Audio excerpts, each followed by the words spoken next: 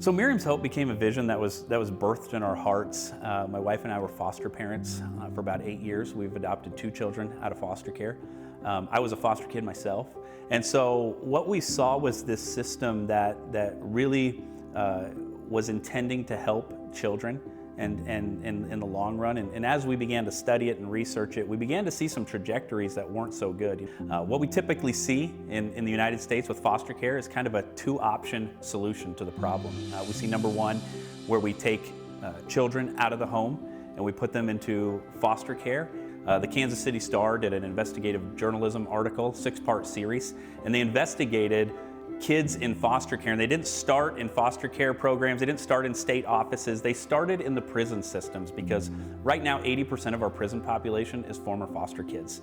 90% of death row inmates in California and Texas are former foster kids. So when we take these kids out of the home and we put them into another home, they're experiencing PTSD at 2 times the rate of war veterans. And so that's one solution that we've come to as a nation, and that's a short-term temporary solution, but long-term, those results are not looking good. The other choice is we leave children at home. In the family, we provide support services. And what that does, that's a burden on the taxpayer. Those support services are hit and miss and generally don't pan out long-term either. And so what Miriam's Hope is we're a third option to the problem that we're seeing. So we take families and we have housing on site and we restore the dignity of the family.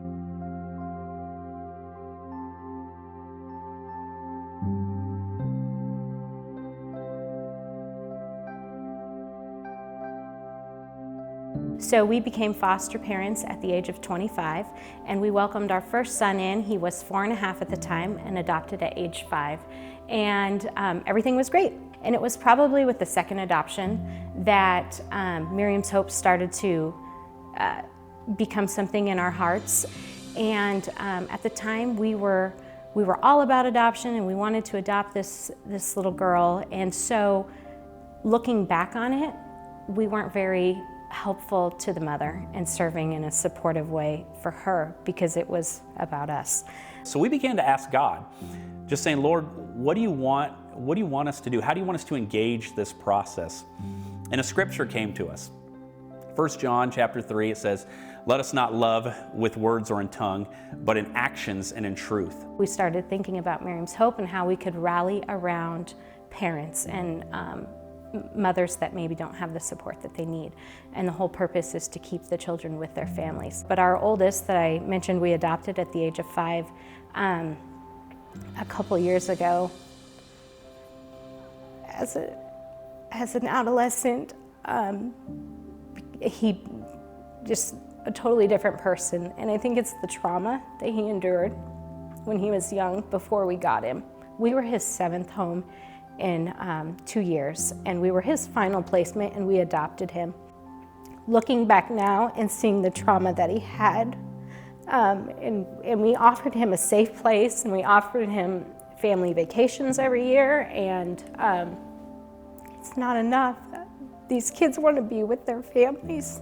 So if we can help other families stay together versus splitting them apart, that's what we want to do here at Miriam's Hope.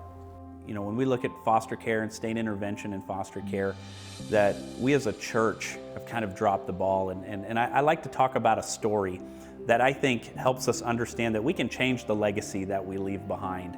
Alfred Noble, he woke up one morning, opened the newspaper, and he saw his own obituary in the newspaper. And he was mortified. And he began to read this obituary, and he was actually the man who invented dynamite. And so they called him Dr. Death, the King of Death, and his whole legacy was about death and destruction, and he was appalled because he'd done a lot for chemistry and different things, and so he began that day to dedicate himself to changing the legacy he left behind. So he began to dedicate all of his finances, all of his fortune, to establishing peace in the world. And you may never have heard of Alfred Nobel, but you've probably heard of the Nobel Peace Prize. So his legacy was changed by a cognizant decision he made to put forth his effort, his fortune, his talents, and his time into changing the legacy. And so what we're asking the world, or what we're asking the church to do, is to engage this same process, that we can change this legacy around how we work with children and parents that are involved in the foster care system. So we're asking people to go to our website, miriamshope.com, and become engaged in this process. Help us change the legacy that we leave behind. That 100 years from now, they won't remember us as a generation who didn't do anything, who dropped the ball, who watched the state take care of a problem that the church is actually responsible for. And so we're asking you to partner with us. We're asking you to come alongside this vision, come alongside this ministry, and help us make a lasting change in the world.